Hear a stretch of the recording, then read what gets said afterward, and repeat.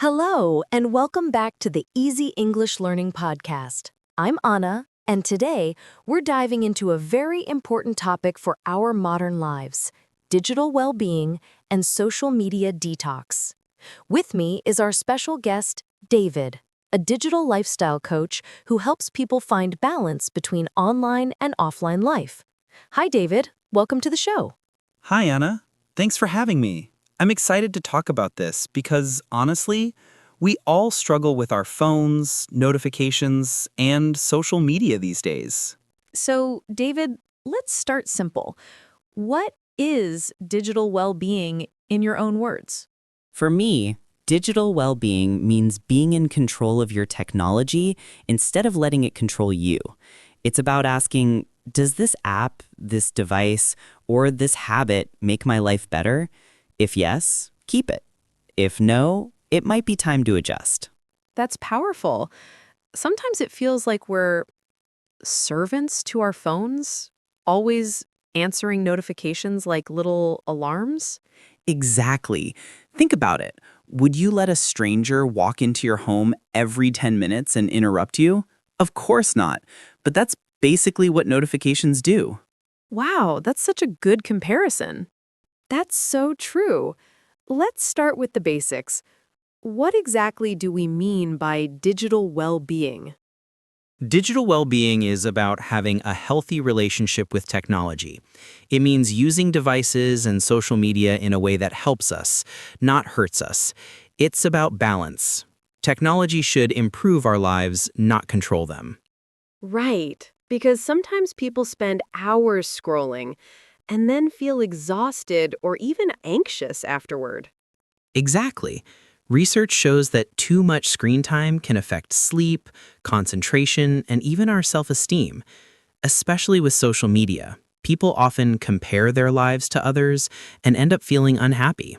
Okay, so how do we know if we need a social media detox? There are some clear signs. For example, if you feel anxious when your battery is low, if you keep checking your phone even without a notification, if scrolling makes you feel worse instead of better, if real-life relationships start to suffer. Oh, that's me with number two. Sometimes I pick up my phone, unlock it, and then I don't even know why. That's called habit scrolling. Your brain is on autopilot. I think a lot of listeners can relate to that. That's powerful. So, how do we know if we actually need a social media detox? Good question. Some signs are: 1, you check your phone first thing in the morning and last thing before bed. 2, you feel anxious or restless if you can't check social media. 3, you lose track of time scrolling. 4, your real-life relationships suffer because you're always online. I think many of us can relate to that. Even I sometimes scroll just for 5 minutes and suddenly an hour is gone. Yes, it happens to everyone, but that's why a detox can help us reset. So, what exactly is a social media detox? Is it like quitting cold turkey? Not necessarily. A detox doesn't mean deleting every account forever. It simply means taking a break or limiting usage so your brain can reset. Some people do a weekend detox. Others reduce daily usage. It's flexible. So, it's more like a reset button. Yes, that's called habit scrolling. Your brain is on autopilot. Exactly. Think of it like cleaning your room. You don't throw away everything, you just organize it so the space feels calm again. Could you share some practical tips for our listeners who want to try a detox? Sure. Here are 5 steps. 1. Set boundaries. Decide specific times when you use social media. For example, no phone during meals or after 9 p.m. 2. Turn off notifications. This reduces the urge to check your phone constantly. 3. Use apps to track screen time. Many phones have built-in features that show how much time you spend on each app. 4. Replace the habit. Instead of scrolling, do something else. Read, go for a walk, or call a friend. 5. Start small. Even a 24-hour detox can make you feel refreshed. Those are great. I especially like replace the habit because if we just stop without a plan, we might feel bored. Yes, and that boredom is actually good. It gives space for creativity and real-life connection. Do you have an example of someone who benefited from a detox? Yes, I worked with a student named Sarah. She used to spend about 5 hours a day on TikTok. She always felt tired and her grades were dropping. We tried a simple detox, no TikTok after 9 p.m., and she replaced that time with reading and journaling. After 2 weeks, she said she slept better, had more energy, and even felt happier. That's amazing. And it shows it doesn't take a huge change. Just a small one can really help. So, after a detox, how can we maintain digital well-being in the long term? It's about creating a lifestyle. Ask yourself, is this app adding value to my life, or is it just wasting time? Also, be intentional. Follow accounts that inspire you, not ones that make you feel bad. And don't forget offline life, hobbies, friendships, nature. Beautifully said. It's about balance, not perfection. Okay, David, let's get practical. What steps can our listeners take if they want to try a detox? Great! Here are my top 5 tips. 1. Set phone-free zones. For example, no phone in the bedroom. That improves sleep. 2. Turn off push notifications. You don't need Instagram telling you every like instantly. 3. Schedule your social media time. Maybe 20 minutes in the morning, 20 in the evening. 4. Replace scrolling with something positive. Exercise, meditation, drawing, calling a friend. And 5. Start small. Even a one-day detox can make you feel refreshed. I love that.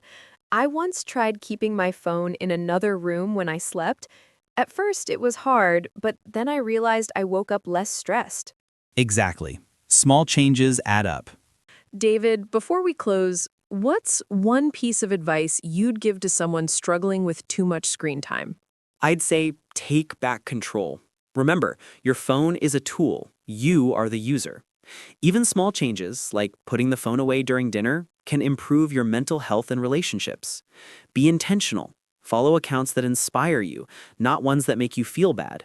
And don't forget offline life, hobbies, friendships, nature. Okay, let's do a quick role play. Imagine I'm someone who says, "But David, I can't do a detox. I'll miss out on everything." Okay, here's what I'd say. Anna, what exactly are you afraid of missing? Cat videos? Food pictures? Most things can wait. Real life, your health, your sleep, your happiness, those can't wait. Okay, that's convincing. And that's all for today's episode on digital well-being and social media detox. We hope this inspired you to reflect on your own screen habits and maybe try a detox.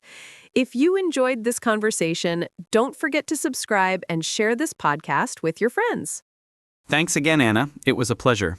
See you all next time on the Easy English Learning Podcast. Stay balanced, stay mindful, and take care. So, after a detox, how do we maintain balance? Think of it like a diet. You don't just eat salad for 1 week and then go back to junk food forever. You make sustainable habits. So ask yourself regularly, is this app serving me? Curate your feed. Follow accounts that inspire you. Unfollow ones that drain you. And always make time for offline life.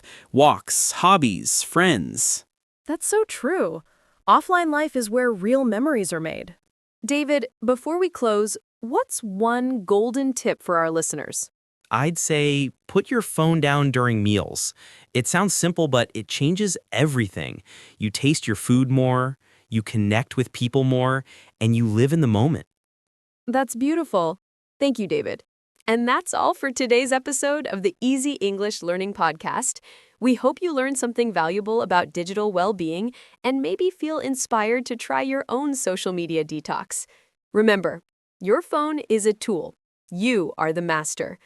Don't forget to subscribe, leave us a review, and share this episode with a friend who might need a little digital break.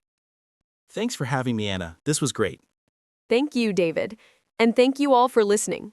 Stay balanced, stay mindful, and see you next time.